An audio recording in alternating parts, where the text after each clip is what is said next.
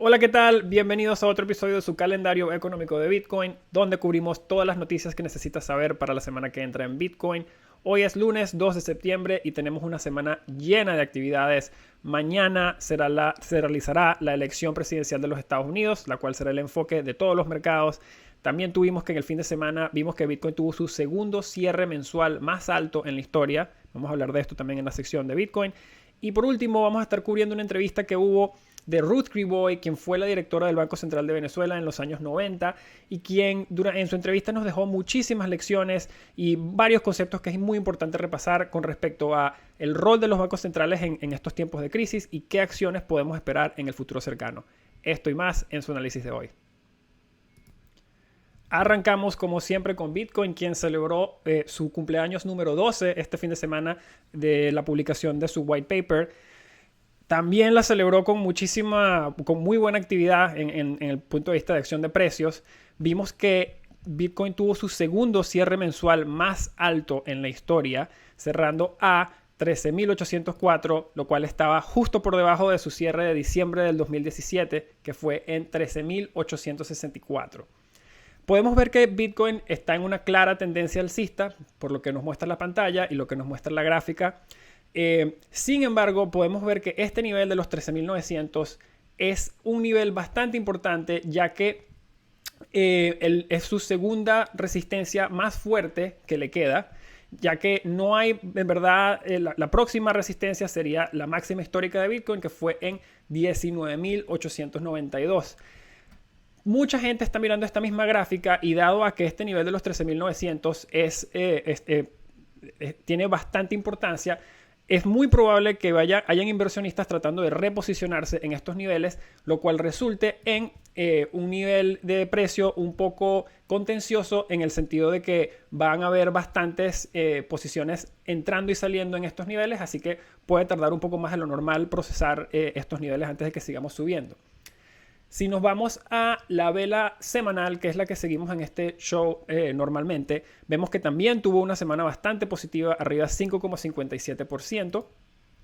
Como hemos hablado aquí en el calendario económico, hay bastantes tailwinds que son básicamente vientos de cola que están ayudando a Bitcoin a que probablemente tenga una mejor acción de precios que el mercado capital y que el oro en el tiempo cercano de un punto de vista relativo.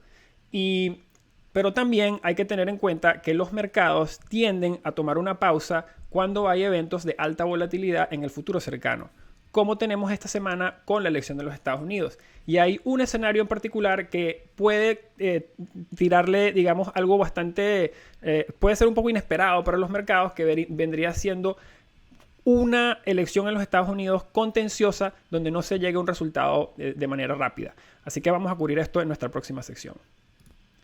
Pasando al S&P 500, vemos que tuvo una semana bastante mala la semana pasada, abajo 5,57%, y las personas o la gente, el país de los Estados Unidos se dirige a su electorado mañana para elegir un presidente nuevo.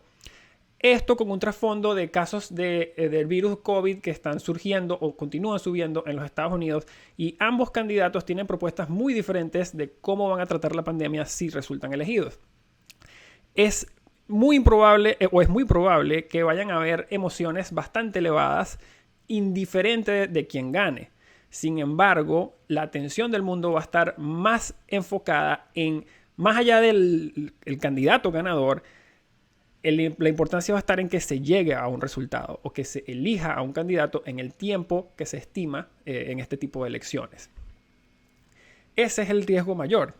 Y como hemos hablado aquí en el episodio pasado, hay muchos participantes de mercado que ya han, digamos, asegurado sus posiciones al corto plazo, comprando opciones para proteger la posible baja al corto plazo de sus acciones.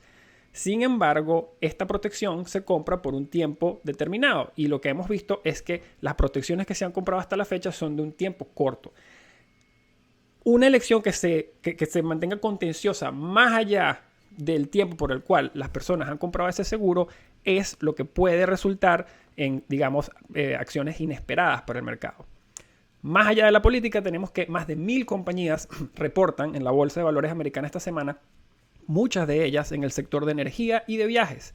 Aunque ya ha habido muchísimo dolor en estas acciones, digamos en los meses recientes, es importante ver cómo hablan ellos por los posibles riesgos de sus negocios en los próximos meses y cómo afecta esto a una posible conversación de estímulos en los Estados Unidos una vez se elija un presidente.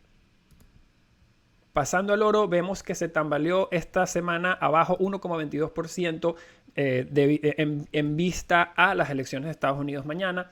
Una forma que podemos interpretar esta acción de precios es que los inversionistas están esperando que haya mejor visibilidad acerca del candidato o la continuidad de la presidencia de Estados Unidos y a su vez la renovación de las conversaciones alrededor del estímulo. Moviéndonos al índice de FTX de DeFi, una vez más vemos que, como habíamos comentado la semana pasada, el índice tuvo una semana bastante mala de nuevo, abajo 11,46%, mientras los inversionistas continúan buscando la salida y muy probablemente buscan la salida para entrar a Bitcoin, quien ha estado disfrutando de un momentum bastante fuerte. Con el sector en general de DeFi no pudiendo haber agarrado un poco de impulso con la subida que tuvo Bitcoin la semana pasada, es muy probable que el sector en general continúe bajo presión. Y hoy en nuestra sección de tendencias de mercado vamos a hablar acerca de una entrevista que hubo el fin de semana con Bloomberg de Ruth Griboy, quien fue la presidenta del Banco Central de Venezuela en los años 90. En la entrevista, la señora Griboy habló de muchísimas cosas interesantes. Puntualmente, y cosas que me parecieron bastante interesantes, fue hablando del rol que un banco central tiene que tomar en estas situaciones, qué problemas están enfrentando los bancos centrales en mercados emergentes el día de hoy y por qué estos problemas es probable que se empeoren antes de que mejoren. En primera instancia, es bueno comentar acerca de la perspectiva de la señora Griboy acerca del rol de un banco central. En su opinión, un banco central, el rol de un banco central es de poder regresar las políticas monetarias excesivas a la normalidad o poder, digamos, acoplar o tomar este tipo de medidas no convencionales siempre teniendo un plan para traerlas de nuevo a la normalidad y evitando los excesos por muy necesaria que sea la situación. Más allá de eso, la señorita Griboy menciona que los bancos centrales no deberían estar politizados y que, una vez más recalcando, aunque ciertas situaciones se presten para que uno u otro grupo político tome acciones poco convencionales, el rol de un banco central es no formar parte, digamos, de esa política, sino tener un plan para, independiente de cuál de los lados sea el que tuvo que actuar, el Banco Central tenga la independencia para volver a poder traer la política monetaria a lo que ellos consideran normal. Otro punto que es muy importante aclarar es qué tanta capacidad tiene un banco central de implementar medidas nuevas y, digamos, cómo se define ese espacio o esa capacidad, cómo se mide. La señora Griboy habla muy inteligentemente de que la actuación de un banco central se puede medir a través de una serie de anclas o pilares. El primer pilar vendría siendo las expectativas de inflación que maneja el Banco Central para el país. El segundo sería la tasa de intercambio de la moneda local por el dólar. Y el tercero sería el déficit fiscal que permite que se lleve el Banco Central, ¿verdad?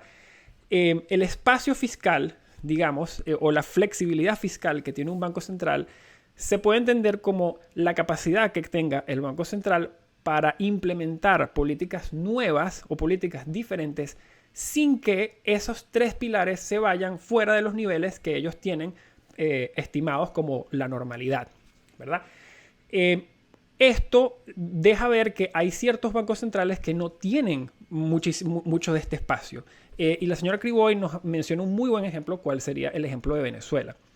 Cuando un banco central tiene muy poco espacio para maniobrar, lo que sucede es que si el Banco Central relaja sus políticas monetarias y emite unidades nuevas de moneda a la economía local, lo que sucede cuando no hay confianza en el gobierno ni en el Banco Central es que cada unidad de moneda local nueva producida se va corriendo básicamente al mercado de intercambios para cambiarse por $1, lo cual empuja la inflación hacia arriba.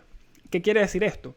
Que el Banco Central, como Venezuela, no puede proveer estímulo sin crear una corrida hacia la inflación, porque cuando las personas reciben los fondos nuevos van corriendo a cambiarlos por dólares, lo cual dispara la inflación, y la inflación disparándose obviamente deja al Banco Central, al gobierno, ver muy mal, porque es un símbolo de que hay poca confianza. Igualmente, la otra opción que tienen es implementar estos estímulos, pero a la par crear controles de capital, lo cual de nuevo es una muy mala señal ópticamente hablando para las personas, para la comunidad internacional, porque eso deja ver que hay muy poca confianza en el gobierno y en el Banco Central. Queriendo decir con esto que hay muchos bancos centrales que están ahorita, para utilizar una expresión, entre la espada y la pared. Lo cual nos trae al caso de Irán y la noticia que salió esta semana, donde ellos básicamente, el Banco Central de Irán emitió una ley o una regla diciendo que el Banco Central será el único comprador de todos los bitcoins que sean minados por mineros de Bitcoin dentro del país de Irán. Esto es una noticia bastante relevante, ya que significa que Bitcoin ha entrado a la hoja de balance o al balance sheet de gobiernos, y ya no solamente está en la hoja de balance de corporaciones americanas, sino que también ha empezado a entrar en las hojas de balance de gobiernos. Esto tiene una amplia gama de implicaciones, y estas las vamos a estar discutiendo a mucha profundidad en nuestro próximo capítulo. Pasando a nuestro comentario de dificultad minera, mucho que hablar aquí en este frente esta semana, ya que hemos tenido una baja bastante agresiva de dificultad o de hash rate durante este periodo, e incluso el ajuste de dificultad, cual estaba programado para el viernes pasado, ha sido retrasado y está estimado hacia esta noche. Cuando llegue el ajuste esta noche, vemos que la baja va a ser significante, que está estimada a un ajuste negativo del menos 13,74% hacia 17,25 terahashes. Que estoy mostrando, acá me acabo de dar cuenta que estoy mostrando es el precio, y quería mostrar acá la dificultad correctamente. Acá está. Como podemos ver, todavía seguimos en máximos históricos, sin embargo, estamos programados para ajustarnos hacia abajo hasta 17,25. Esta baja de hash rate ha causado bastante congestión en la red, que quizás algunos ya se han dado cuenta. Y la razón por la que se está atribuyendo esta baja o este cambio en hash rate ha sido de que hay muchos mineros en China, donde actualmente se contribuye bastante hash power a la red, que están reposicionando sus equipos dado a que se acabó la temporada de lluvia en China, y están recolocándose para lugares donde consigan mejores costos eléctricos, y temporalmente esto básicamente ha producido un retraso en las transacciones porque no hay el mismo poder de computaje apoyando la red de Bitcoin durante esta semana. Sin embargo, con el ajuste de esta noche, las transacciones, la velocidad de las transacciones deberían regresar a la normalidad, y una vez se ajuste hacia abajo la dificultad, esto va a crear mayores o mejores ganancias para los mineros que quedan, lo cual crea un incentivo para que se traiga de nuevo el hash power y se asegure una vez más la red, lo cual ilustra la belleza de los incentivos de la red de Bitcoin. Para cerrar, amigos, vamos a hablar de qué podemos esperar esta semana. Como estuvimos hablando anteriormente, el gran evento será la elección de los Estados Unidos.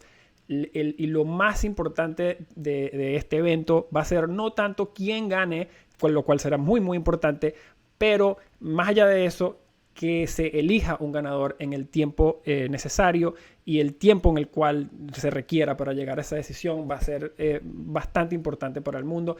Afuera de la política tenemos muchísimas reportes de la Bolsa de Valores de Estados Unidos esta semana, más de 1,000 empresas en diferentes sectores, lo cual muy probablemente va a dejar en evidencia la necesidad de la renovación de las charlas de estímulo.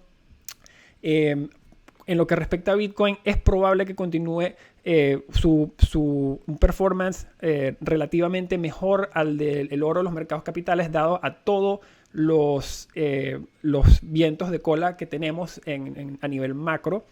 Pero es muy importante que tengamos en cuenta ese posible escenario, cual podría, digamos, tirar una variable inesperada a los mercados, que sería una elección en los Estados Unidos contenciosa que tome más del tiempo normal digamos, solventarse.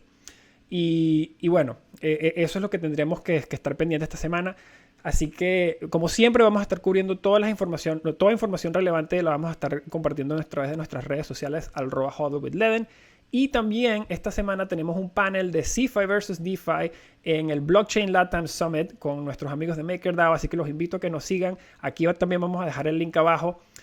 Así que bueno, tengan una muy buena semana, cuídense mucho y nos vemos el viernes.